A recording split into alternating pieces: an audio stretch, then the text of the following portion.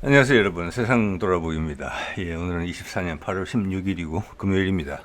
자, 오늘은 좀 다른 각도에서 현재 세상이 돌아가는 긴박한 상황을 한번 둘러보도록 하겠습니다.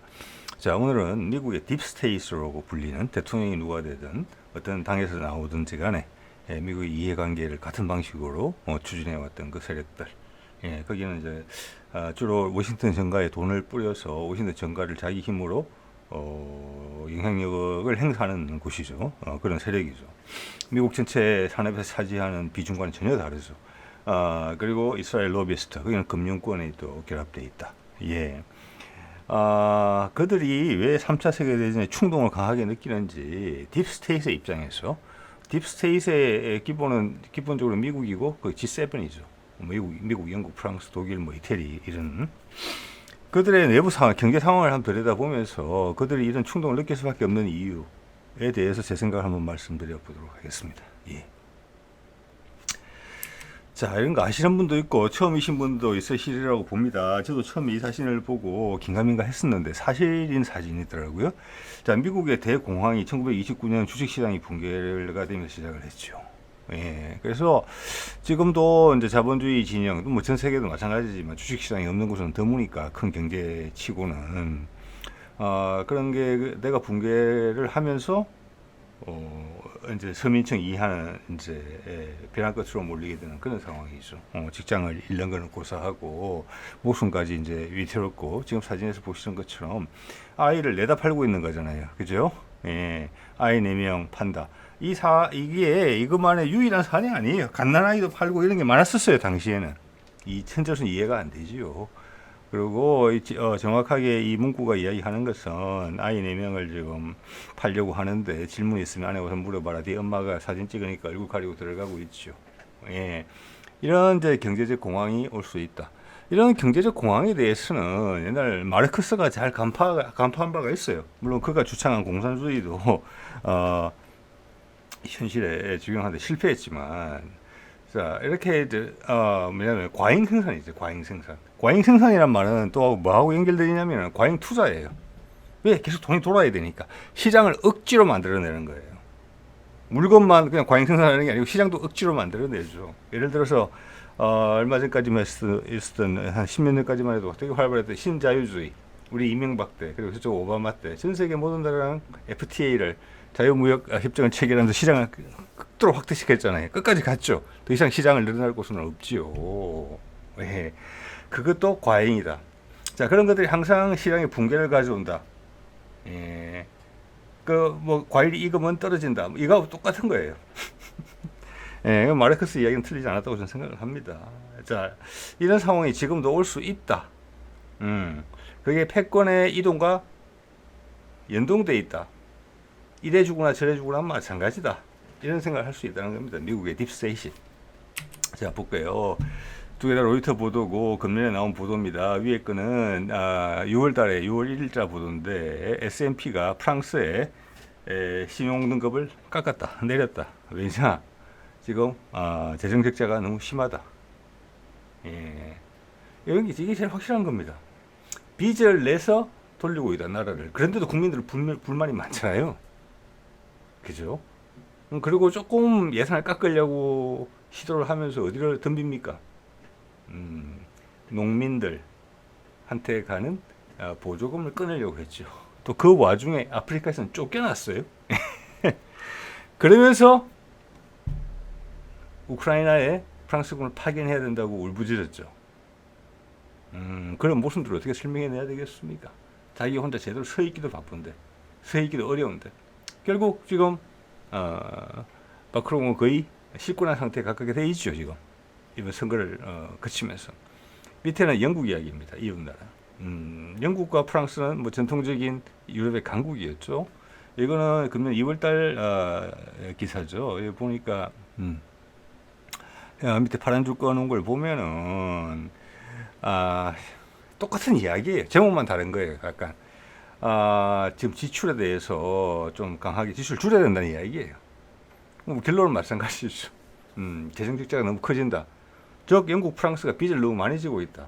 빚을 많이 지으면은 이런 S&P나 피치가 하는 게 뭡니까? 이들 나라에 돈을 빌려주려는 잠재적인 채권자들한테다가 얘한테 떼일 위험이 이만큼이야. 그래서 이 리스크가 위험이 이만큼 있으니까 거기에 알맞는 비율을 이유를 고려해 감안해 요거를 제공해주는 회사들이거든요. 자, 영국과 프랑스가 지금 그렇다는 겁니다. 이들 경제가 어렵다.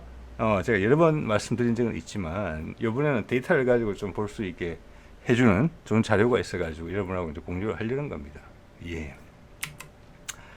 자, GDP, PPP 자료 제가 몇 번 써먹은 건데 이거 한번 보실까요? 지금 우리가 14위예요. 14위고 좀 전에 이제 프랑스 같은 경우 언급이 됐는데 9위, 그다음 영국이 10위로 돼 있어요. 이게 1위가 이제 중국이 된지는 오래됐다는 말씀을 여러 번 드렸고요. 자, 여기 그리고 유럽에서 1위는 러시아고 전쟁통의 경제가 가장 성장하고 있어요. 일본은 조금씩 내려오고 있죠. 자, 그래서 1위 자리를 러시아가 독일로부터 뺏어갔는데 이 프랑스하고 영국을 보면 인구가 한 6천만 대 후반 정도 돼요. 근데 그들의 지금 이제 GDP를 보면 PPP 기준으로 보면은 우리는 인구가 5,200만이에요. 1인당으로 치면은 우리랑 비슷해요. 근데 그들 나라의 현재 살림살이의 지금 구성을 봤을 때, 그리고 미래 기술에 투자하는 거, 제조업의 활성화, 문화적 동력, 활력 이런 걸 감안하면은 우리보다 못한 나라가 됐어요. 지금 이들은 앞으로 그 차이는 더 벌어질 겁니다. 이게 미국이 안고 있는 위기예요. 예전에는 G7 하면 전 세계 선진국의 대표 그룹이었잖아요. 한 10년 만에 그게 전혀 아니게 된 거예요. 중진국의 그룹이 될 줄 몰라요. 그런데 아직도 바깥 정치 외교력을 행사할 때 보면은 그들이 세계의 가장 똑똑한 나라, 가장 부자 나라, 가장 정의로운 나라들의 모임으로서 행세를 하잖아요. 갈 데가 얼마 안 남았다는 겁니다. 이제 그 위선이 깨질 순간이. 자, 볼까요? 정부 부채 비율이에요. 정부 부채 비율. 정부가 가진 빚과 거기에 뭐의 비율이냐면은 그의 GDP. 이거는 그냥 노미널 GDP 같거든요. 즉 물가 인상률이 반영이 안 된. 지금 세계에서 많은 물가가 오르고 있는데 언론들도 참 희한한 소리를 많이 해요. GDP가 이제 2% 올랐다. 이번 분기에 1% 올랐다. 희망적인 신호로서 읽히도록 포장을 살짝 해서 내보내요. 근데 물가는 그보다 더 올랐거든요. 그래서 좀 전에 보신 GDP, PPP 실제 구매력을 포함한, 즉 물가를 감안한, 그게 갈수록 힘을 얻고 있는 겁니다. 아니 물가가 10% 올랐는데 GDP 5% 성장했다고 경제가 좋아졌다 이렇게 말하면 되겠습니까? 근데 실제 그렇게 말을 하고 있다는 것입니다. 아직도 주식시장에 나오는 찌라시들을 보면은 미국 경제가 견조하다. 미국의 경제는 제가 태어났을 때부터 지금까지 계속 성장하고 견조해요.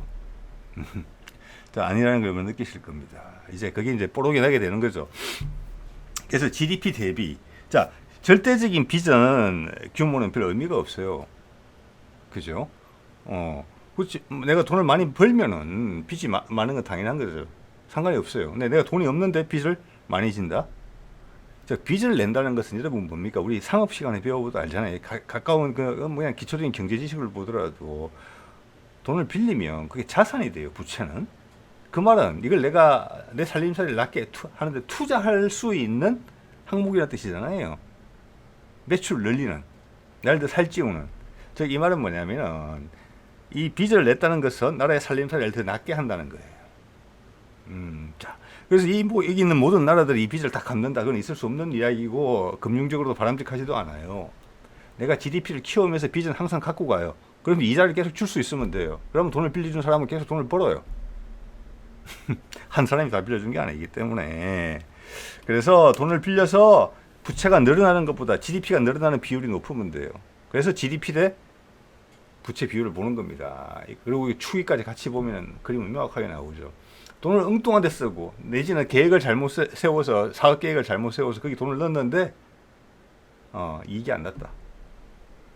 그게 국가적 차원에서 벌어지고 있다. 이렇게 보시면 돼요.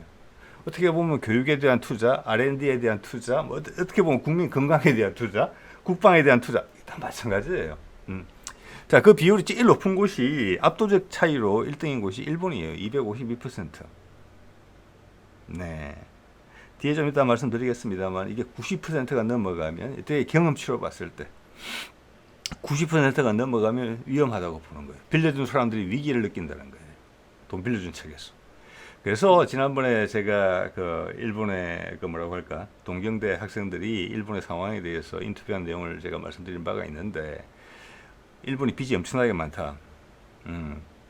위험한 수준이지만 우리는 해외에 빚을 지지 않고 내국인한테 다 빚을 지고 있기 때문에 괜찮다. 뭐 이런 이야기들이 이제 나오는 거예요. 예, 구차한 변명이라고 봐야 되겠죠. 자, 이 순서를 볼게요. 이게 숫자가 많을수록 안 좋은 겁니다. 특히 경험적으로 시장에서는 90% 이상이면 위험해진다고 이야기를 하고 있는 거예요.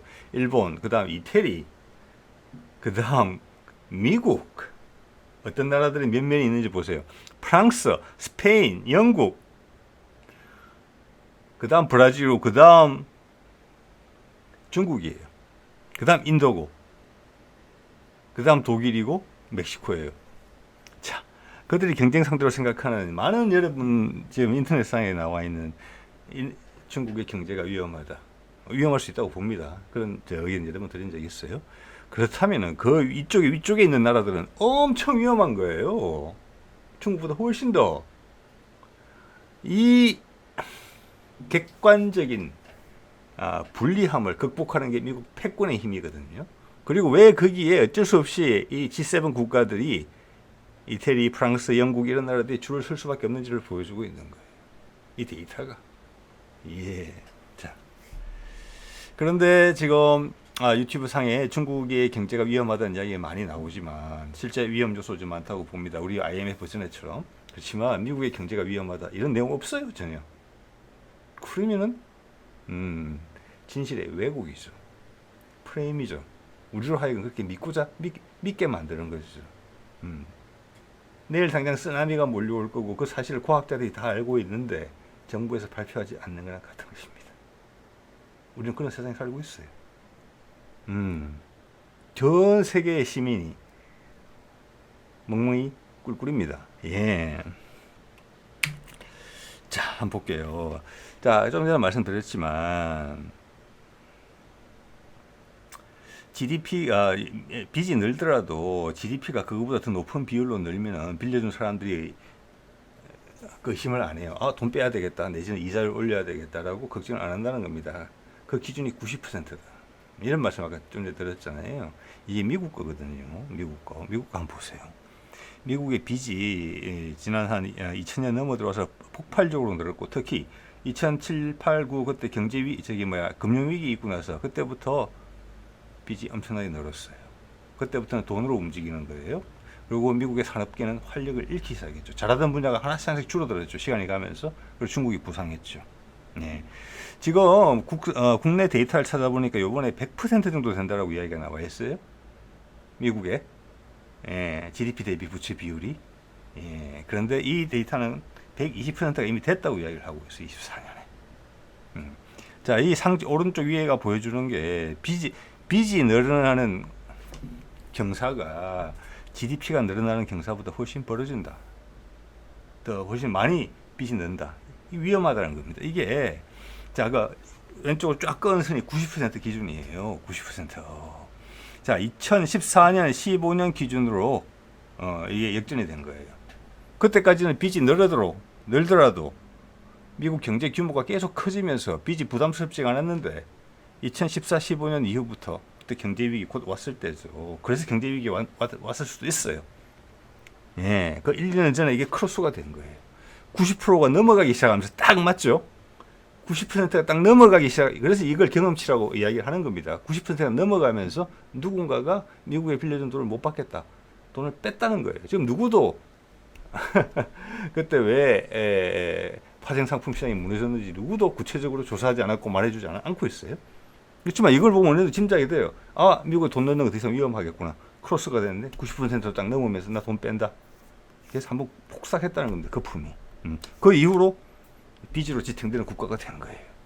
그래서 지금 바이든이 가장 크게 지적을 받는 부분이 미국의 경제 지표를 그나마 유지하기 위해서 정부 지출로 돌리고 있는 거예요. 그래서 지금에 나오는 성장률 자체도 미미하지만 민간은 그것보다 훨씬 힘들다. 당연히 물가 인상, 이렇게 빚을 갖다 대니까 돈을 찍어낼 수밖에 없어요.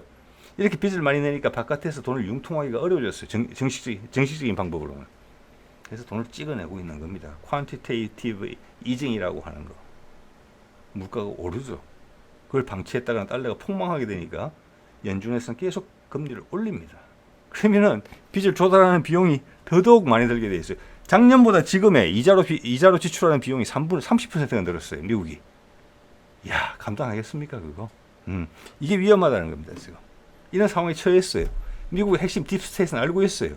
이거를 더 방치하면 큰일 나요. 거기다가 예전처럼 미국의 단일 패권 체제였으면은 죽거나 사나 미국 밑에서 기어야 되는데 지금은 러시아도 있고 중국도 있고 그들이 손을 잡아서 만든 브릭스도 있기 때문에 세상 나라들이 리스크 테이킹을 안 해요. 이제는 그냥 나의 운명인갑다. 미국에서 일이 발생하면 천재지변이에요. 미국 사람의 잘못이 아니고 그런 분위기였잖아요. 근데 이제 도망갈 구석이 생겼어요. 그러면 그것은 미국의 몰락을 더 촉진시켜요. 금융적으로도. 달러? 이제 안 필요해. 예. 자, 이런 말씀을 드릴 수 있겠고요. 자, 이게 이제 그 데이터를 이 아마 어떤 논문에서 가져온 것 같아요. 아까 이제 GDP 대비 부채 비율이 30% 정도, 그러니까 모든 나라가 빚은 있어요. 30% 정도 되면은 경제 성장률이 1년에 4% 정도 나오더라. 예, 이게 가장 바람직하다라고 이야기를 하는 거예요. 자, 30에서 60% 되면 경제 성장률이 3에서 3.5%, 60에서 90%가 되면 2.5%, 90% 이상이 되거나 90% 이상이 되면은 경제 성장률이 2%가 채 안 된다. 이러면 대부분의 국가에서 물가 성장률을 못 맞춘다. GDP가 작아진다.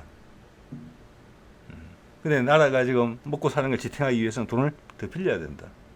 빌릴 곳이 없으면은 돈을 찍어내야 된다. 이렇게 돼 있는 거예요. 예, 그래서 90% 이상이 그거다. 아까 미국도 정확하게 90%에서 문제가 발생했었죠. 그 이후로 개선된 점이 하나도 없다는 겁니다. 미국의 패권적 지혜를 가지고 이제 5년, 6년, 7년, 8년 그 이후에 지난 한 10여 년간, 20년 가까이 빚으로 버티는 거예요.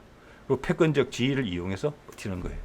거기에 대해서 상대 많은 국가들이 반발을 일으켜서 브릭스 들었고 이런 식으로 덤비다가 러시아한테 큰 코를 다치고 있는 중이죠. 그래서 지금 위험한 거예요. 지금 미국 자체가. 여러분 전 그런 느낌을 받으셨으면 좋겠어요. 예.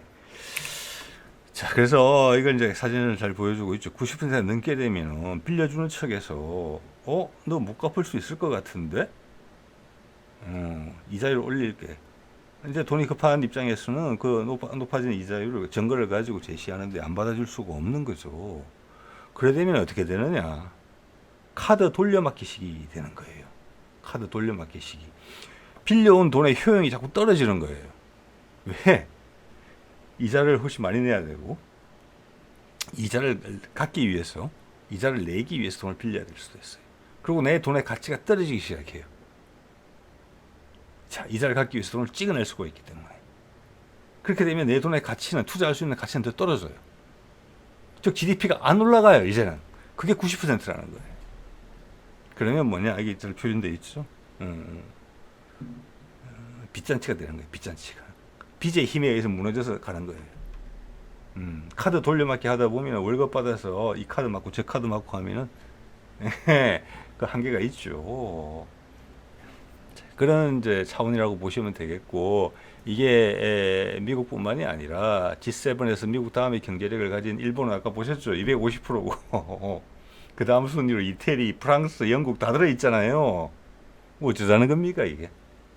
예, 그래서 죽거나 사나 한 몸으로 강력한 충동을 느끼고 있는 거예요. 지금 우크라이나 전을 키울 수밖에 없는. 왜? 딥스테이트 입장에서 봐서는 이렇게 죽거나 저렇게 죽거나 마찬가지다 이렇게 생각할 수 있겠죠. 근데 전 세계 시민 입장에 봐서는 택도 없는 소리죠. 3, 4세계 대전은 다 같이 죽겠다는 거잖아요. 물귀신 작전이죠. 쉽게 이야기해서. 그래서 그걸 지금 경영하는데 최전선에 나가 있는 사람이 전 세계 지도자 역할을 조율을 하면서 지도자 역할을 하는 사람이 저는 푸틴이라고 본다는 말씀을 드리는 것입니다.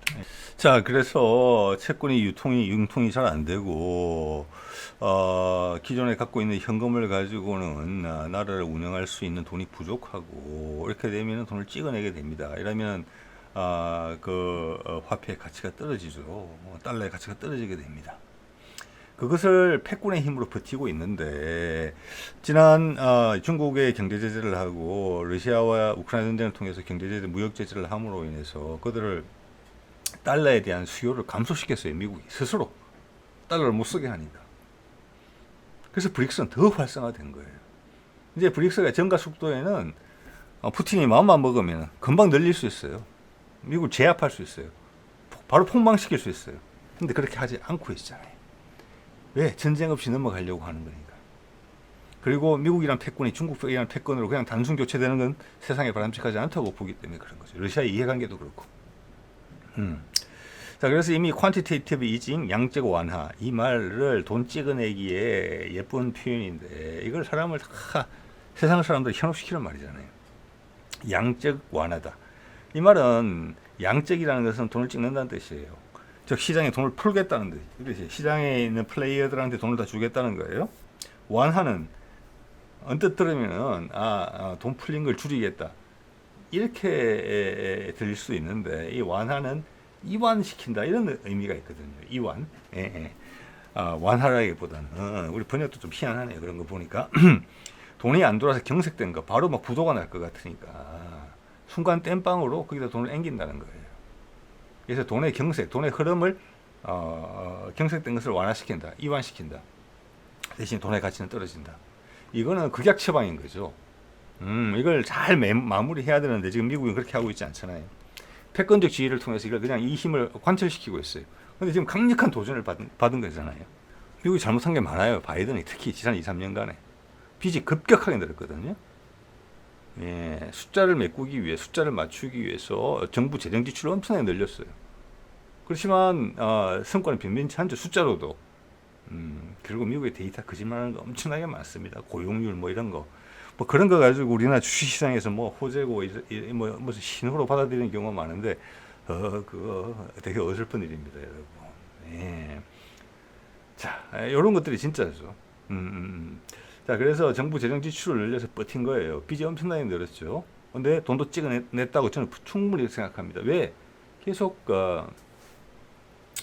연준의 이자율을 높이고 있잖아요. 희한한 말장난을 해가면서. 예. 그리고 민간 경제에 되게 안 좋죠.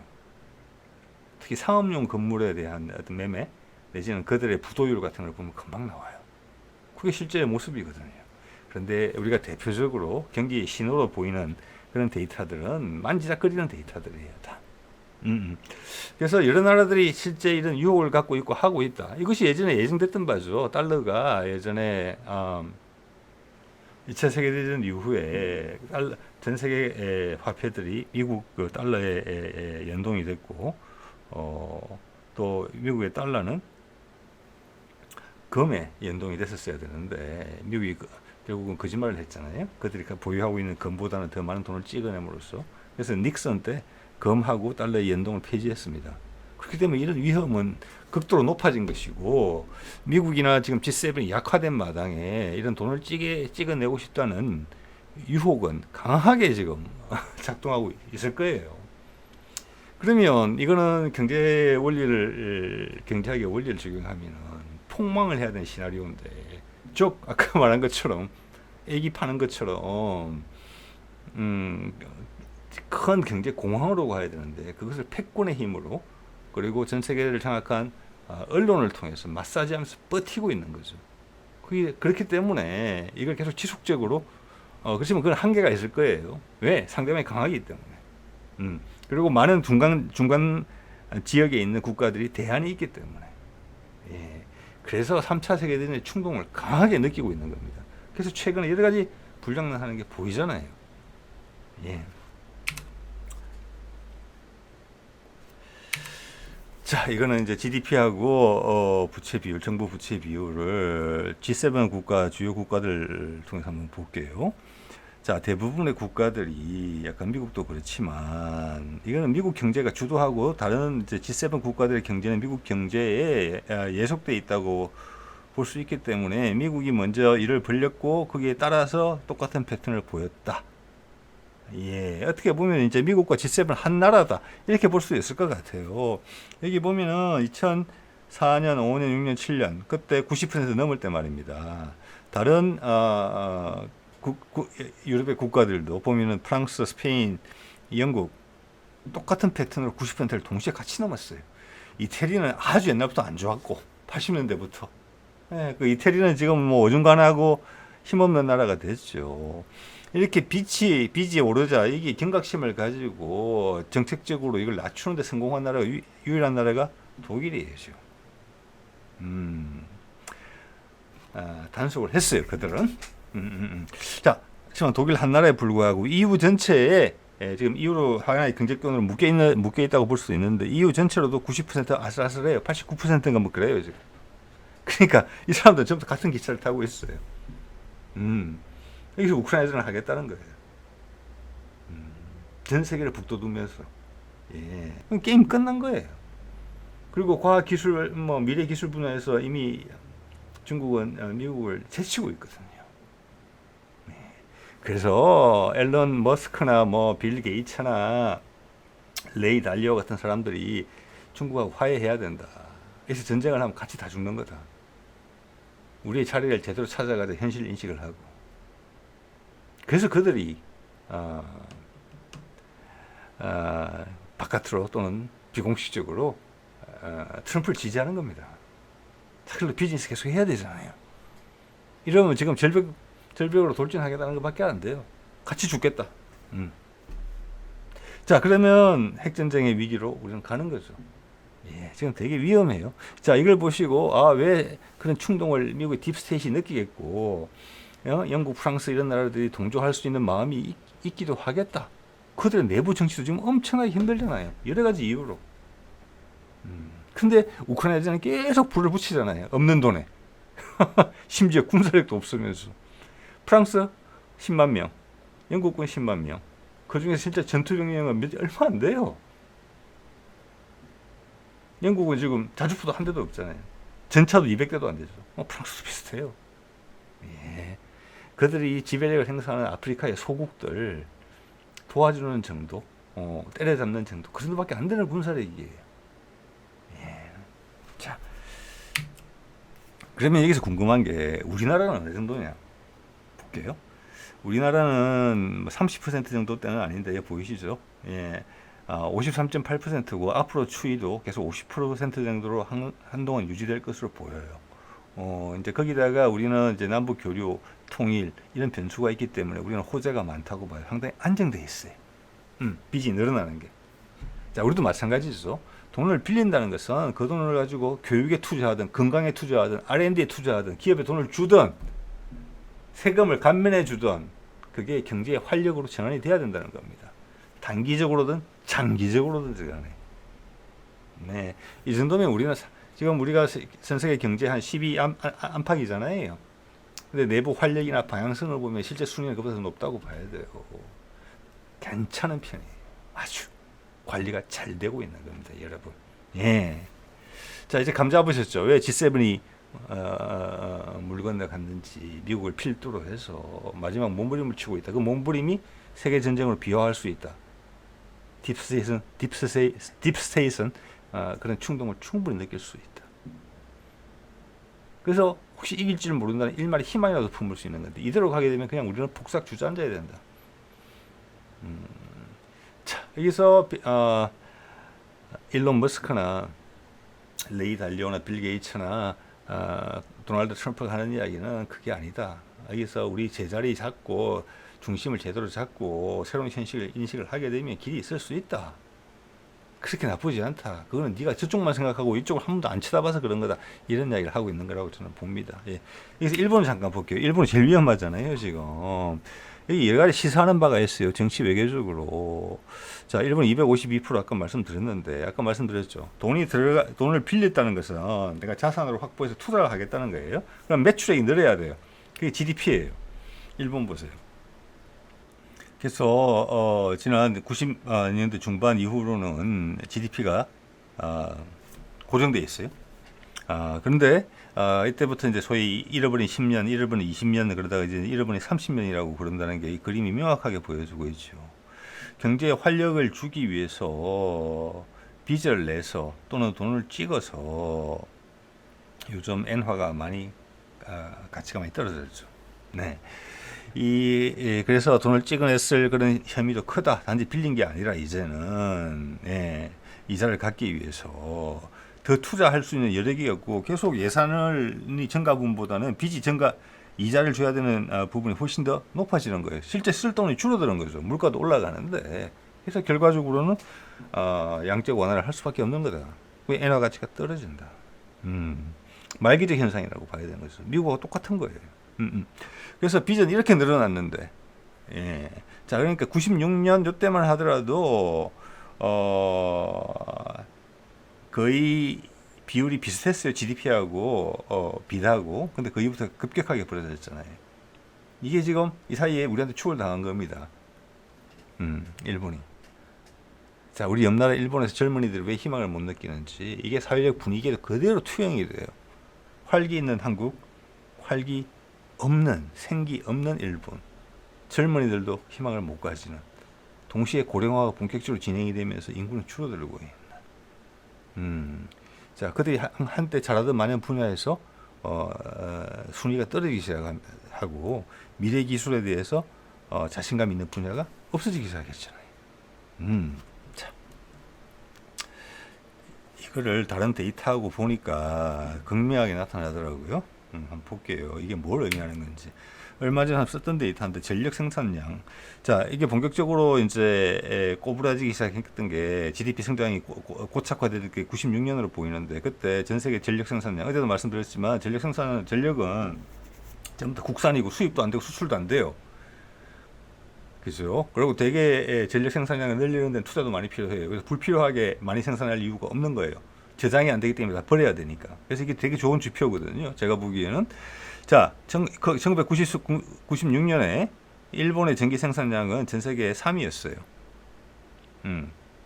그리고 1등이 미국, 2등이 중국이고 우리나라는 12위였어요. 자, 이 숫자를 봤을 때 당시 일본이 우리보다 한 4배 정도, 4배에서 5배 정도 전기를 더 많이 생산하고 있었어요. 예. 근데 그럼 23년 기준으로 볼까요? 일본이 5위로 내려앉았죠. 우리는 12위에서 8위로 올라갔어요. 그리고 뭐 중국하고 미국이 순위 바뀐 건 당연하고요. 예, 그 사이에 바뀐 겁니다. 그러니까 1996년부터 2023년 그 사이에 바뀐 거예요. 아마 2010년대에 바뀌었을 거예요. 중국과 미국의 경제적 순위가. 이건 전력 생산량입니다. 일본은 전력 생산량이 똑같아요. 96년하고. 근데 한국은 2.5배 정도 늘었어요.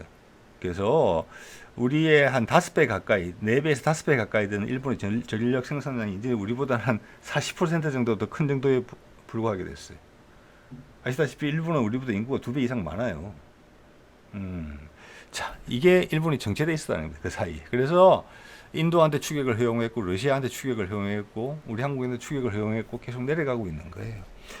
자, 이거는 철강 생산량도 마찬가지예요. 네, 조금 전에 보신 거하고 똑같은 패턴을 보여줘요. 네.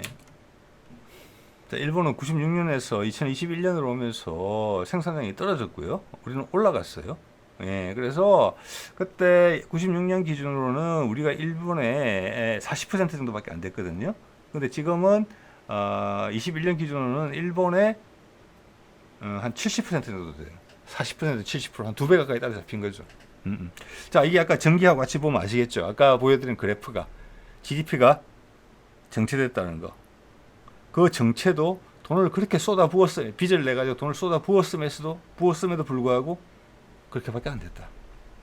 완전히 망가진 거죠. 그러니까 거기다가 미래에 대한 희망까지 없어졌다. 네, 이런 나라에 큰 희망을 가지기는 어려울 거라고 저는 봅니다. 현재 일본의 상황을 봤을 때 최악이잖아요, 세상에서. 자, 근데 이게 왜 생겼느냐, 여러분. 이 말씀 꼭 드리고 싶어요. 이걸 미디어가 말해주지 않는 부분이에요. 다 알면서. 그런다고 우리까지 몰라서야 되겠습니까? 이겁니다.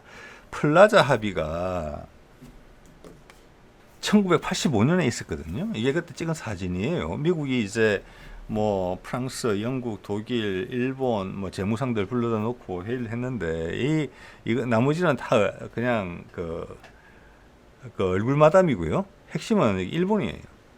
일본의 엔화의 절상을 미국이 요구했어요. 바로 컨트롤시켰어요. 그래서 일본의 수출품들의 가격이 올라가기 시작한 겁니다. 엔화 절상이 되면서. 그러면서 일본 경제가 침체되기 시작한 거예요. 예. 자, 세계의 힘의 구조를 아시겠죠?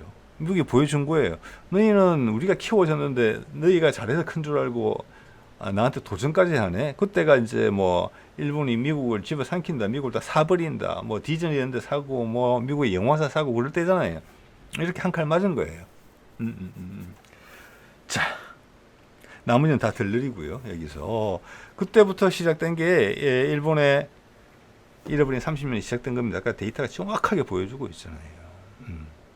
자, 너희는 우리가 아니면 죽는다. 우리 경제권에 편입되어 있던 거다. 네가 잘나서 그렇게 된 게 아니다. 자, 이런 게 있고, 자, 우리 쪽이나 동남아 국가들은 다른 식으로 좀 걷어갔죠. IMF 경제 위기. 갑자기 돈을 갚으라고 했을 거 아니에요. 그죠? 갑자기 돈을 갚으라. 그리고 망가진 나라도 있고 우리나라처럼 뭐 난리가 났죠. 많은 사람이 자살도 하고 죽고 그랬죠. 직업을 잃어가지고 우리 금모으기 해가지고 또 세상에 또 찬란한 빛을 한번 발산을 했죠. 엄청나게 빠른 시간 내에 우리 돈을 갚았습니다. 가장 빠르게 회복한 나라예요. 그걸 우리 디딤돌로 삼았고 경제 체질을 개선하는 정도로 썼어요. 우리나라는 대단해요. 원래의 목적은 서방권의 자본가들이 한번 훑어먹는 그런 거 용이었을 거라고 짐작이 되는 거지 않습니까? 자, 여기서 진짜 문제는 뭐냐면 이걸 중국이 옆에서 지켜보고 있었거든요. 중국도 일본의 죄송합니다. 미국의 경제권에 편입이 돼 있었던 거예요. 예를 들어서 미국의 월마트나 뭐 K마트 뭐 마트들 있잖아요. 거기 물건들이 2차 세계대전 이후에 처음에는 일본 제품들이 거기 다 있었어요. 거기 편입시킨 거잖아요. 그러다가 이제 돈을 벌면서 좀 고부가가치 산업으로 넘어갔단 말이에요. 이렇게. 예. 그 다음 그 일본이 이제 가격이 올라서 그 시장을 떠나니까 그 자리를 메꾼 나라가 우리나라예요. 한 7, 80년대까지. 자, 우리가 그래서 졸업을 했죠. 거기서. 일본이 가던 방향을 따라갔죠. 그러다가 IMF 맞았죠. 일본은 플라자 합의 맞았고. 그 다음 들어온 나라가 중국이에요. 자, 중국이 덩치가 커지니까 미국에서 또 요구했죠. 여러분 기억하시는 분 계실 거예요. 위안화 절상해라. 그게 얼마나 무서운 이야기인지 여러분이 아셔야 됩니다. 플라자 합의를 보면 너 많이 컸다 고마해라 이렇게 이야기한 거거든요. 거기서 중국이 NO 한 거죠. 그게 아마 90년대 좀 넘어서면서 그랬을 거예요. 2000년 고무렵이나. 자, 딱 그러고 중국이 강하게 반대를 했죠. 왜냐하면 옆에 한국이 당하는 거 봤고 일본이 당하는 거 봤단 말이에요. 우리는 안 그런다. 우리는 내수시장도 크다. 수출로만 먹고 사는 게 아니다. 우리는. 자, 이렇게 됐기 때문에 그때부터 패권 경쟁이 시작된 겁니다. 적이다가 된 거죠. 적이다가. 사실 뭐 중국이 그 전부터 해오던 패턴대로 똑같이 별다르게 다루게 한 건 없어요. 미국의 요구를 받아들이지 않겠다. 나는 계속 성장하겠다. 미국하고 경쟁하겠다. 실력으로. 형님하고 모시지 않겠다. 이걸 통보한 거거든요. 그래서 그게 지금까지 이어지고 있는 겁니다. 예.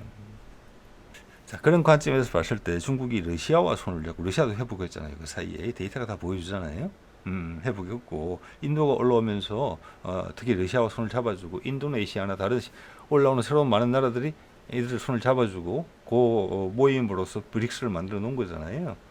그래서 미국 경제가 망가지더라도 효과가 그 피해가 전 세계적으로 번지는 걸 최소화하고 자기를 지킬 수 있게 또 미국이 달러의 힘을 가지고 정치적 압력을 행사할 때 거기서 도망갈 수 있게 만들어준 거죠. 그게 러시아와 중국이 얼마나 열심히 이겼습니까? 생각해 보세요. 일본이 이렇게 망가지는 거 보고. 이런 패권에 들어가면 우리는 망가진다. 평생 우리의 종으로 살아라. 이 이야기다. 이런 거거든요. 그렇게 열심히 하는 거예요. 그렇게 긴장관계가 고조되어 있는 거고 미국은 특히 바이든의 실책으로 완전 망가졌죠. 지난 4년간. 그래서 이렇게 주거나 저렇게 주거나 마찬가지다. 이렇게까지 몰아가고 있는 거예요. 거기다 군산복합체나 이스라엘 로비스트들 다른 이해관계가 있죠. 그들은 심지어 미국의 이해관계보다 자기들 이해관계가 더 중요한 거죠. 예, 그래서 그런 긴장 관계 양쪽에서 밀어붙이는 힘의 본질, 우리가 정말로 위험할 수 있겠구나. 이런 생각을 여러분이 느끼실 수 있으면 좋겠다. 이런 생각이 듭니다. 네. 자, 어떻게 보면 지금 오늘 데이터를 봤을 때는 G7에서 이미 브릭스 쪽으로 무게중심이 옮겨갔다. 브릭스는 러시아가 조율하고 있다. 이걸 갑자기 키울 수 있어요? 확? 그렇지만 그렇게 안 한다. 중국이 불만을 느끼는데도 안 한다. 그래서 북한하고 상호 방위 조약을 체결하면서 중국으로부터 떼어놨다. 자, 이거는 뭐냐? 러시아의 푸틴이 미국이 갑자기 망가지는 게 바람직하지 않다고 보는 거고, 계속 더 압박을 넣으면 정말 3차 세계대전이 날 수도 있겠다라고 생각하고 있다는 겁니다. 예. 그래서 이판사판 하지 마라. 너희들한테 퇴로를 보여주는 거예요. 지금 중국이 잘 못하는 것은 뭐냐면은 미국한테 퇴로를 안 보여줘요. 퇴로를. 협상할 수 있는 여지를 안 주고 있어요. 그래서 수가 짧다고 저는 감히 생각하는 겁니다. 푸틴은 수를 열어줘요. 그게 북러 상호 방위 조약이고, 우크라이나를 확 침공하지 않는 것이고, 쉽게 잡아먹지 않는 것이고, 브릭스를 급격하게 확대시키지 않는 것이며, 많은 나라가 기대하고 있는 암호화폐 기반, 금에 기반을 둔 암호화폐 기반의 새로운 결제 시스템에 대해서 서두르지 않고 있는 것입니다. 압박하는 용도로만 쓰고 있거든요. 미국아 제발 정신 차려라. 다국화라고 해서 너보고 중국 패권하라, 너 대신 중국을 형님으로 모시면서 살라는 말이냐. 그건 바람직하지 않다. 너도 다극화를 인정해라. 너도 하나의 극이 되면 되는 거다. 그게 트럼프하고 메시지가 같은 거고, 일론 머스크, 빌 게이츠, 레이 달리오 다 하는 이야기입니다. 예.